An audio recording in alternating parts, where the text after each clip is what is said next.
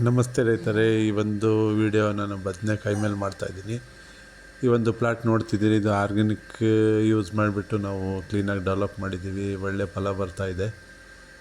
First ಬೀಡು ಕಟಾವಾದ ತಕ್ಷಣವೇ suddenly ಸ್ವಲ್ಪ ಹೂವು ಚೆನ್ನಾಗಿ ಬರಲಿ ಅಂತ ರೈತರು ಏನು ಮಾಡಿದ್ರಪ್ಪ ಅಂತಂತಂದರೆ, ಸಡನ್ನಾಗಿ ಆಲ್-19 ಮತ್ತು ಡೆವಲಪ್ಮೆಂಟ್ಗೋಸ್ಕರ ಒಂದು ಫ್ಲವರಿಂಗ್ ಆಗೋಸ್ಕರ ಒಂದು ಸ್ಪ್ರೇ ತಗೊಳ್ತಾರೆ. ಅದು ಆ್ಯಕ್ಚುಲಿ ಕೊಡಬೇಕಾಗಿರೋದು ಡ್ರಿಪ್ ಮುಖಾಂತರ ಕೊಡಬೇಕಾಗಿರ್ತದೆ. ಅವ್ರು ಫರ್ಟಿಲೈಸರ್ ಶಾಪಲ್ಲಿ ಹೋಗ್ಬಿಟ್ಟು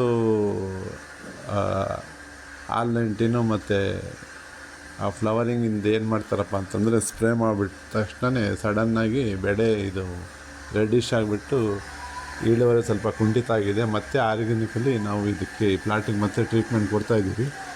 ನೆಕ್ಸ್ಟ್ ಫ್ಲವರಿಂಗ್ ಎಲ್ಲ ಚೆನ್ನಾಗಿ ಡೆವಲಪ್ ಆದ ತಕ್ಷಣ ನೆಕ್ಸ್ಟ್ ವೀಡಿಯೋ ಮಾಡ್ತೀನಿ. ಧನ್ಯವಾದಗಳು.